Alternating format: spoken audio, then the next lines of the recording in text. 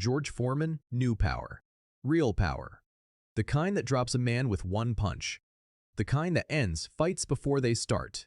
The kind that comes from 220 pounds of muscle behind a heavyweight fist. By 1973, George had knocked out 37 men. 37. Some didn't make it past the first round. Some didn't make it past the first minute. And when George walked into a California gym that spring and watched Bruce Lee hit the heavy bag, he smiled. Not with disrespect. With understanding.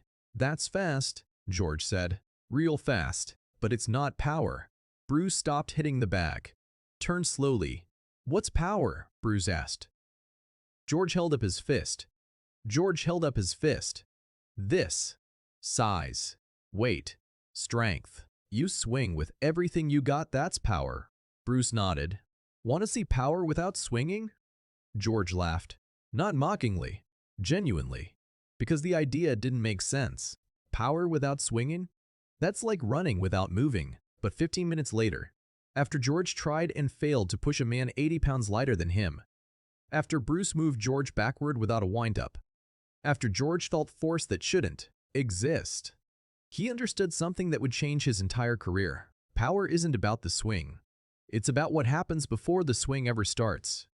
It was early 1973, spring in Los Angeles. George Foreman was on top of the world, Olympic gold medalist, undefeated professional boxer. 37 wins, 34 by knockout. He was scheduled to fight Joe Frazier for the heavyweight championship in 6 months. Everyone knew George would win, not because of skill, not because of technique, not because of strategy, because of power. Pure, devastating, undeniable power. George was in Los Angeles for promotional appearances, meetings with sponsors, interviews with sports writers, photo shoots for magazines. Between appointments, his trainer Dick Sadler suggested they visit a gym. "Keep loose," Dick said. "Stay sharp." Dick had an address. Small private gym in Chinatown. "Guy there trains fighters," Dick said. "Different approach. Might be interesting." George shrugged. He wasn't worried about his training. He was a knockout machine. What could some California gym teach him? But he had time. So they went. The gym was modest, second floor of an old building, wooden stairs. Single room, maybe 40 feet by 50 feet. Hardwood floors.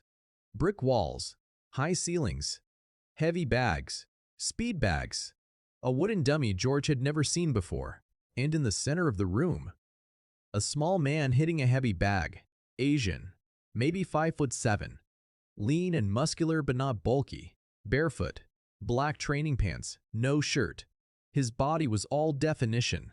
Abs like carved stone. Shoulders like steel cables. Back rippling with each movement.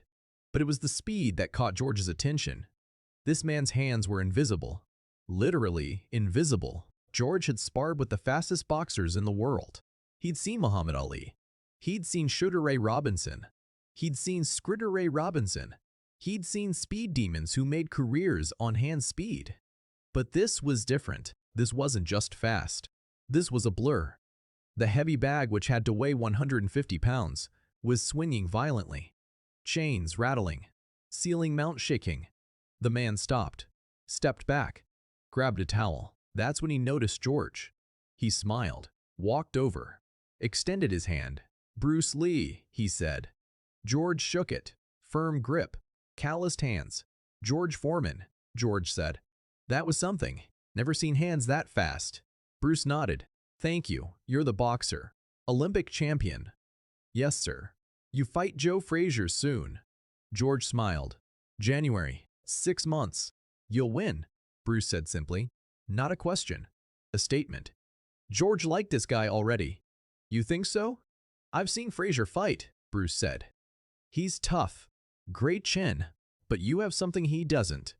"What's that?" "Power," Bruce said. "One-punch power. The kind that ends fights." George nodded. "That's what they say." They stood there for a moment. Dick was talking to another trainer in the corner. Bruce gestured to the heavy bag. "Want to hit it?" George looked at the bag. It was still swinging slightly from Bruce's workout. "Sure." George walked to the bag. He didn't need gloves for this. Just a few punches to loosen up. He set his feet. Heavyweight boxing stance. Wide base. Weight on the back foot. Hands up. He threw a jab. Snapped it out. The bag barely moved. He threw a right cross. Put some weight behind it. The bag swung back 3 feet. Then he threw his signature punch. The overhand right. The one that had knocked out 34 men. The one that started from his back foot, rotated through his hips, came over the top like a hammer. Boom. The sound echoed through the gym. The bat flew backward. The chains screamed. The ceiling mount groaned. George stepped back. Shook out his hand. Not hurt, just habit. Bruce walked over. Studied the bag as it swung. That's power, Bruce said. George smiled. That's what pays the bills.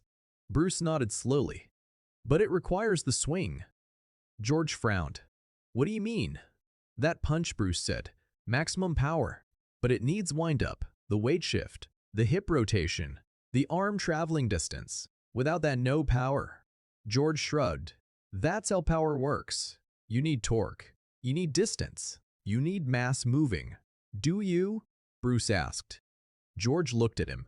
You saying you got power without swinging? I'm saying power comes from structure and transfer, Bruce said, not from muscle mass and distance traveled. George crossed his arms. Not defensive, just curious. All right, show me. Bruce smiled. First, let's test something. Try to push me. George blinked. Push you? Yes. Stand in front of me. Put both hands on my chest. Push as hard as you want. Try to move me backward. George looked at Dick. Dick shrugged. This was weird. But whatever. George stepped in front of Bruce. The size difference was absurd. George was 6'3", 220 pounds. Heavyweight champion material. Bruce was 5'7", maybe 140 pounds. Looked like a welterweight at best. You sure? George asked. Positive. George placed both hands on Bruce's chest. His hands covered Bruce's entire torso. Ready? Go ahead. George pushed. Not full force. He didn't want to hurt the guy, but decent pressure. Bruce didn't move. Not an inch. George frowned. He pushed harder. Bruce's feet stayed planted. His body didn't lean back, didn't brace, just stood there. George pushed with real force now. The kind of force that moved heavy bags across the gym. Bruce smiled. Feel that? Bruce asked. Feel what? The ground. George felt it. His force was going down, through Bruce's body, into the floor. Not pushing Bruce backward, just pressing into the earth. How are you doing that? George asked. Structure, Bruce said. My spine is aligned. My knees are slightly bent. My weight is sinking. Every pound of force you give me, I'm directing it into the ground. You're not pushing me. You're pushing the building. George stepped back. That's wild. That's basic physics, Bruce said. But most people fight against force. They resist with muscle. That's tension. Tension is slow. Tension is weak. I'm not resisting. I'm redirecting. Bruce gestured to his stance. This is power without swinging. Structural power. The ability to root force into the earth and bounce it back. George was starting to understand. All right, what else? Bruce walked to a clear area of the gym. Stand here, Bruce said. George walked over. Face me, feet together, stand normal. George did. Bruce positioned himself about 3 inches from George's chest. He raised his right hand, palm open, placed it lightly against George's chest. I'm going to push you, Bruce said. I won't swing. I won't wind up. I won't step. Just this. His hand was already touching George. No room to build momentum. Ready? Sure, George said. He wasn't worried. What could a push from 3 inches do? Bruce's hand pushed. It wasn't a shove. It wasn't a hit. It was a pulse. A wave of force that traveled through Bruce's arm and into George's chest. George stumbled backward. 3 steps. Caught his balance. Blinked. What the hell was that? Bruce smiled. 1-inch push, no wind-up, no swing, but full force. George rubbed his chest. It didn't hurt, but the impact was real. He'd felt force. Significant force. From 3 inches. How? George asked. Bruce walked over. Power doesn't come from the arm, Bruce said. It comes from the ground. Watch. Bruce positioned himself again. Slowly this time. My back foot presses into the ground. That force travels up my leg, through my hip, up my spine, through my shoulder, down my arm, into my hand. The hand is just the delivery point. The power is generated by the entire body like a whip. He demonstrated in slow motion. George could see it. The weight shift, the hip rotation, the shoulder snap, all connected. In boxing, Bruce continued, you wind up to create distance for acceleration. That works. But it also telegraphs. It takes time. And it requires space. What I'm showing you is force generation through structure and sequential muscle activation. No telegraph. No chamber. Just release. George stared at his own hands. I've been boxing my whole life. No one ever explained it like that. Because boxing works, Bruce said. Your power is devastating.